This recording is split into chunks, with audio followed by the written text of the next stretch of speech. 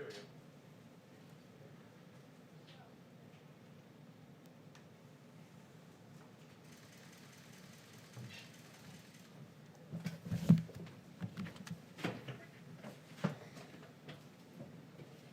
Hello, everyone.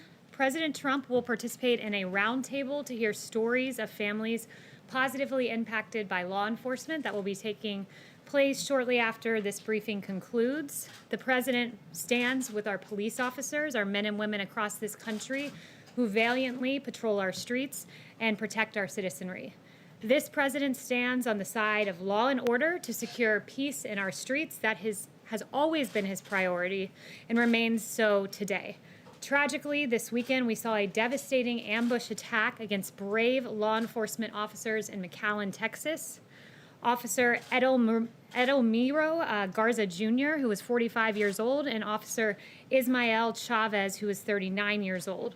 And while responding to a domestic disturbance call, Officers Garza and Chavez arrived on scene to protect the people that they serve. They were met with gunfire. They were ambushed by a violent and dangerous suspect who horrifically shot before they even drew their weapon or had a chance to call for backup. We honor the lives and the service of Officer Garza and Officer Chavez. This president will always stand on the side of law enforcement and the heroes who protect and serve. And with that, I'll take questions. Rita. Hey, Kayleigh, thanks so much. No problem. As the number of cases and fatalities continues to break records, in the most recent interview President Trump did, he said, we are going to be in really good shape in the next 2 to 4 weeks. Can you share what evidence he's using to draw that conclusion? And what is the administration going to do differently in the next 2 to 4 weeks to stop the spread?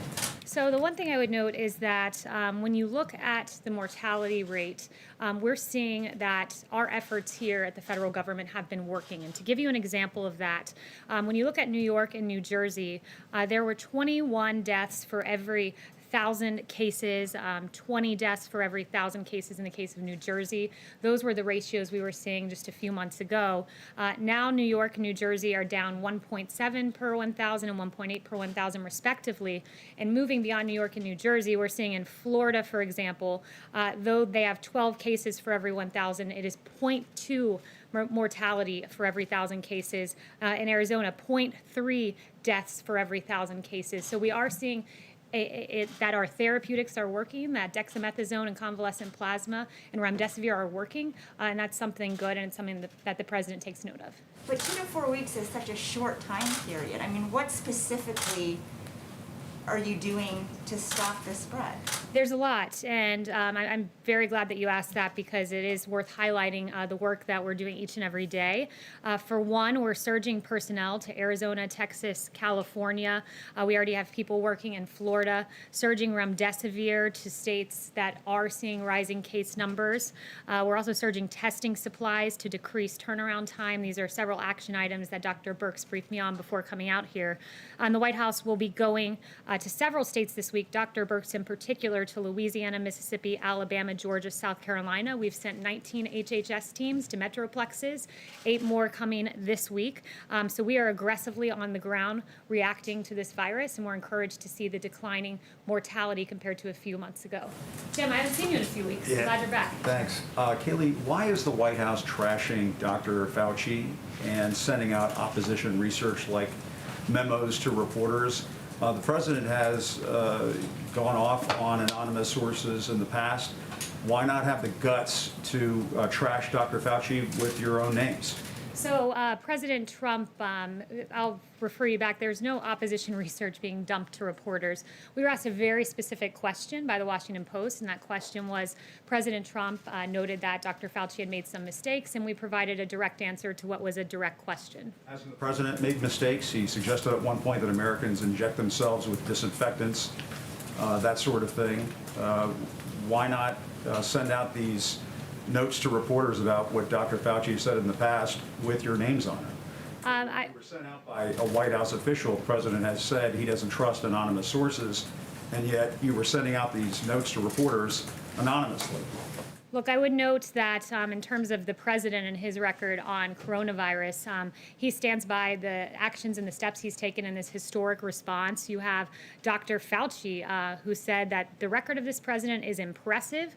I can't imagine that under any circumstance that anybody could be doing more, and those are the words of Dr. Fauci. We provided a direct response to a direct question, and that's about it. And to the notion that there's opposition research and that there's Fauci versus the president couldn't be further from the truth. Dr. Fauci and the president have always had a very good working relationship. Just a separate subject very quickly.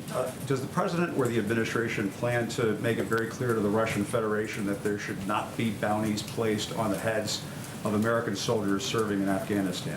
We make that clear each and every day to every country around the world that this president will always stand by our law enforcement. No one's been tougher on Russia. Not law enforcement. I'm talking about military soldiers, U.S. yes, forces of course, overseas. that's what I'm saying. Our U.S. Not forces. just any country, the Russians. Will you tell and the every Kremlin country, and but what President you're Putin getting at- not to put bounties on the heads of American What soldiers? you're getting at, of course, we tell each and every country that, but what you're getting at is uncorroborated intelligence, and you're treating it as if it were true. To this day, there are varying views on the Russian bounty intelligence. DOD, NSC, and the ODNI all pointing that out. You know, I'm not going to answer a question based on unverified intelligence, but rest assured, every country in this world is put on notice that bounties on the heads of U.S. troops is unacceptable, and this president will stand for U.S. troops at home and abroad. Yes. Thank you, Kayleigh. You mentioned a quote from Dr. Fauci, another quote from him. When you compare us to other countries, I don't think you can say we're doing great. Is there any reaction to that from the White House? When you compare us to other countries, we have the most testing in the world. When you compare us to other countries on case fatality rate, other industrialized nations, we're very low and beating most countries, if not all, in Europe. So we're doing a lot on the world stage, a lot right. Noted that we were supposed to have a ventilator shortage, and as it turned out, the U.S. actually sent ventilators all around the world. So the U.S. response has been historic, and by several metrics, including the three I just mentioned, we're beating the rest of the world. Anthony Fauci. Thank you, Kayleigh. Could you just clarify the scope of Roger Stone's clemency? A federal judge is asking for this. Does it only apply to prison time, or does it also include the 2-year period of supervised release? I don't have the exact details for you on that, but I can follow up.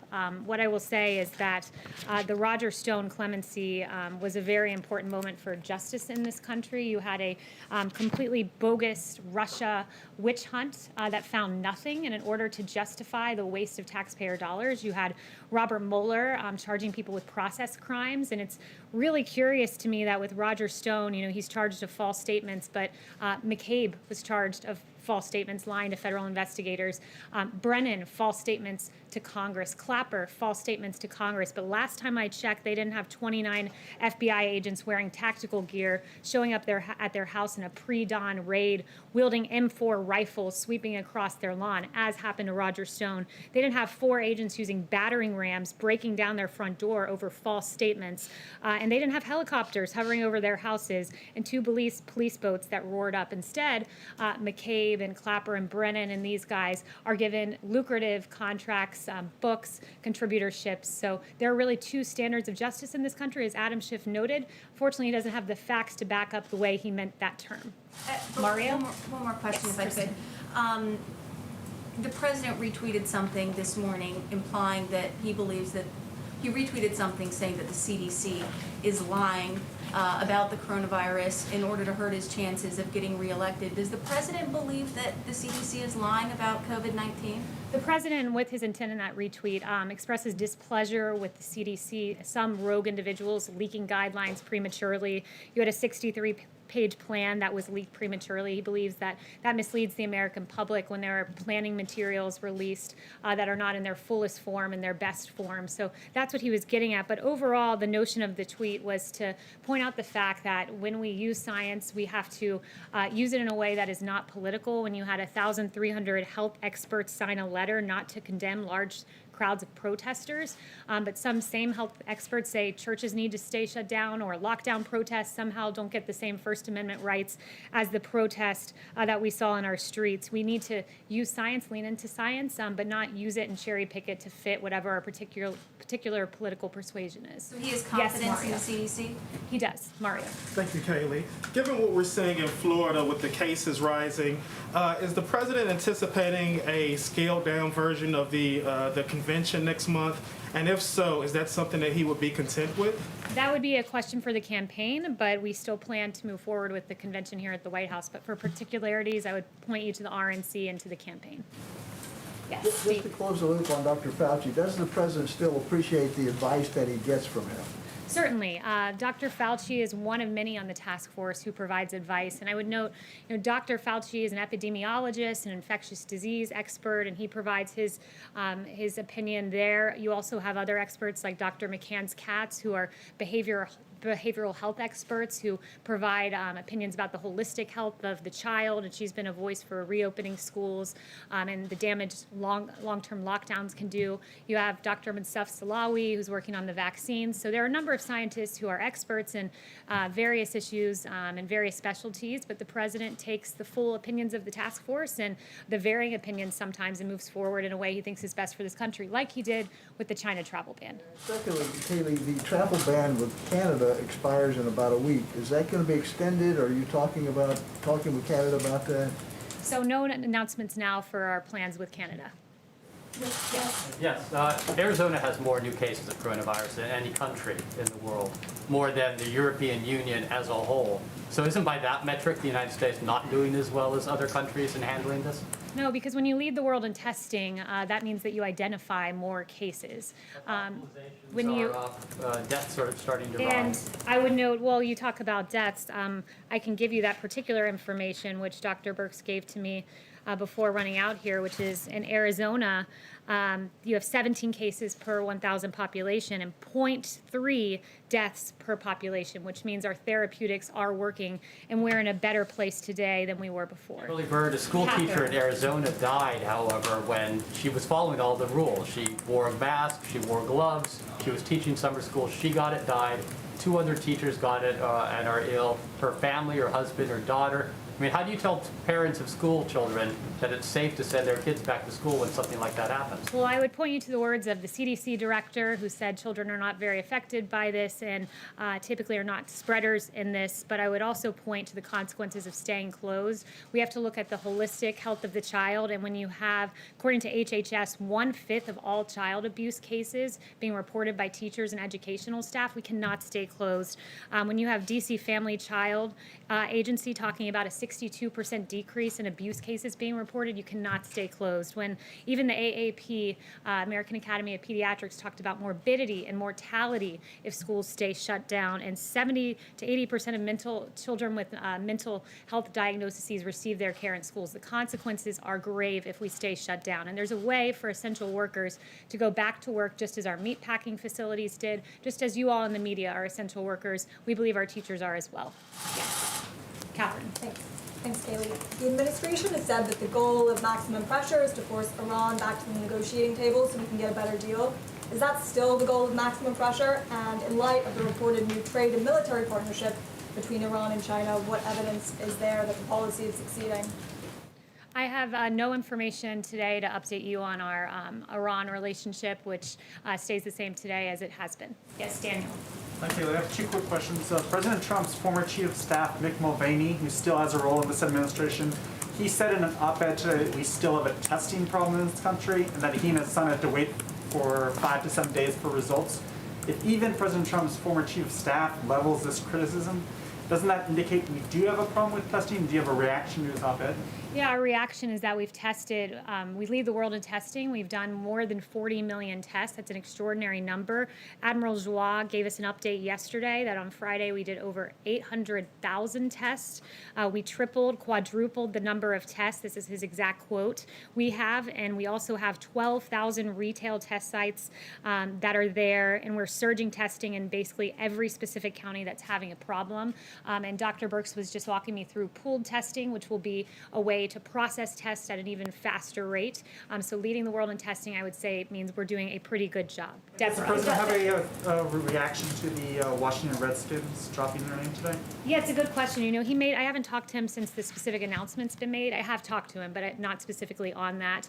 But last week, his tweet made it clear that these teams name their teams out of strength, not weakness. And he talked about the Washington Redskins and Cleveland Indians looking at changing their names. And he says that he believes that the Native American community would be very angry at this. And he does have polling to back him up. There was a Washington Post poll from a few years ago that 90% of Native Americans say they're not offended by the name. It is reflective of a 2004 poll.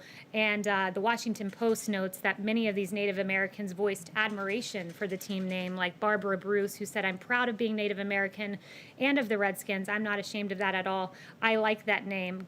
Gabrielle Nez, another 29-year-old from the Navajo community, "I really don't mind it. I like it." And there are several other comments like this in the Washington Post. Kayleigh. Deborah. Thank you, Kayleigh. I have a question myself, and then as a principal, I'd like to ask a question from a news organization that can't be here because of social distancing. My question. In February, when he was in Las Vegas, speaking to Hope for Prisoners, the president said he didn't want to use his pardon power on Roger Stone because he thought he could be exonerated. That didn't happen, and the president commuted a sentence. During the same event, the president said that he might give a full pardon to John Ponder, a convicted bank robber who served his time, turned his life around, and started Hope for Prisoners. Is there going to be a pardon for John Ponder?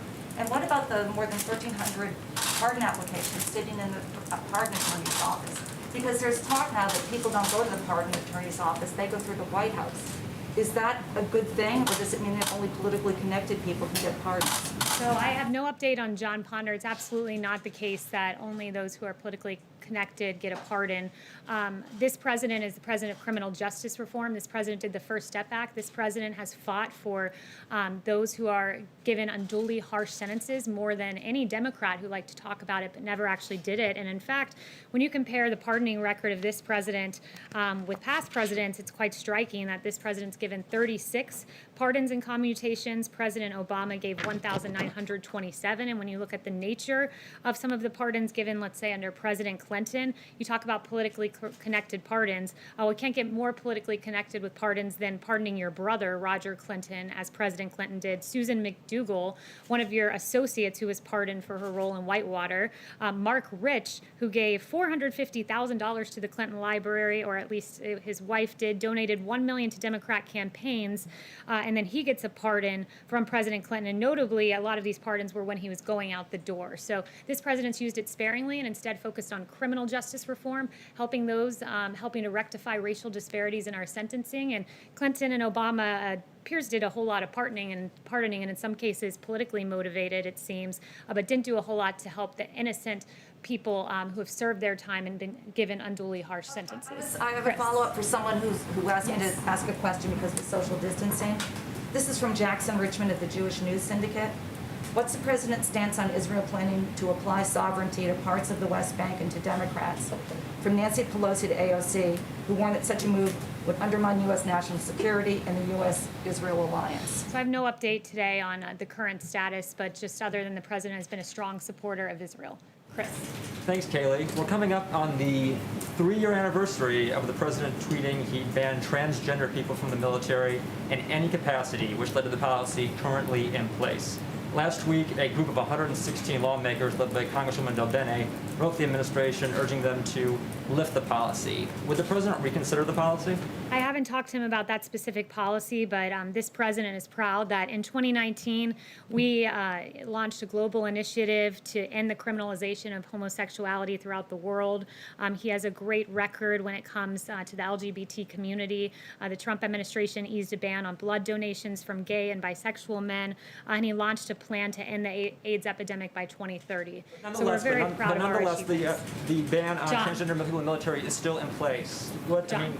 We have a Supreme Court ruling that anti-trans discrimination is a form of sex discrimination. We have an estimated 14,700 people in the military who identify as transgender.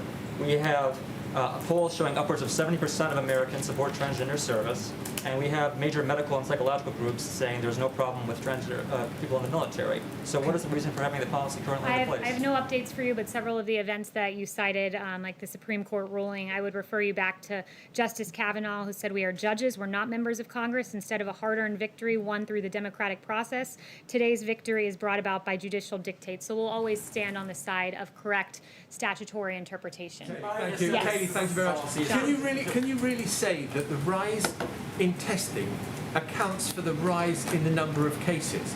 Because the percentage of those testing positive has risen sharply.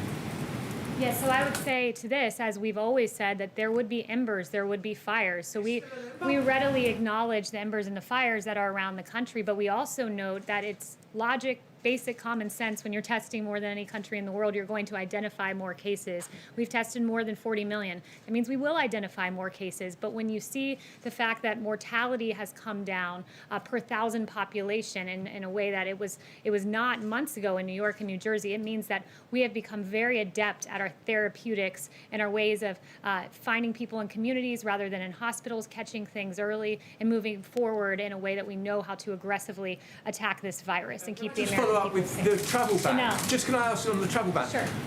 What is the rationale now for keeping people from Europe, Ireland and the UK from the United States when they have a fraction of the number of cases that you do in the US? The argument is we will always put America first. Chanel. Thank you, Kayleigh. If you will expand on the difference between this time last month and now when it comes to framing the discussion about law enforcement. Last month, the president hosted a law enforcement roundtable, and at that roundtable, he said that he would not support defunding police. And yet, 1 month later, we still have Democrat cities doing so, disbanding their police, defunding their police. How does the White House feel it should frame the debate now with regards to defunding the police so that a reasonable discussion can be had with these Democrat cities who are trying to do so? Yeah, it's a very good question. We know that in Los Angeles, when they announced that they would be defunding their police department by $150 million, they basically immediately after saw a 250% increase in homicides. When you have people out there like Representative Ilhan Omar saying we have to completely dismantle the police and police are a cancer, this is not how we should be talking about our heroes. You have, most egregious of all, really, Congresswoman Alexandria Ocasio-Cortez saying defund the police means defund the police. She criticized, of course, the announcement of $1.5 billion being taken down from NYPD. And this weekend, when faced with, there were 28 shootings in New York, 600% increase from this time last year. You have Representative Ocasio-Cortez saying this is just because people are trying to get food with their families. That is preposterous. The reality is 63% of Americans in this country fear that criticism of our police departments will lead to no public safety in their streets. And 69% of Black Americans, this is a real issue when you call our police cancer, when you talk about dismantling them. And then this weekend in New York, you see a 1-year-old killed in his stroller. His name was DeVell Gardner Jr., and that 1-year-old will be in our prayers. Not only that, you see Officers Garza and Chavez. And to your question about how we should talk about the police and defund the police, a movement the president stands against, the two officers ambushed this weekend. One of them, Officer Chavez's daughter, wrote a very touching tribute online. She said, "Words cannot describe the pain I'm in, but I'm glad my dad is at peace. You are an amazing man, and anyone who ever came across you knew that. I'm going to miss you so much. You died doing what you love most. You died a hero." And those touching words were written by Savannah Chavez. And I know she received vile and outrageous comments online that were absolutely atrocious for a touching sentiment to her dad. I want Savannah to know your dad is a hero. His police department should never be defunded because most of our police officers are good, hard-working men and women and heroes, much like Savannah's dad. We'll be praying for you, Savannah. Thank you, guys. Kayleigh, what is the administration hoping to do about those shootings in New York that you just mentioned?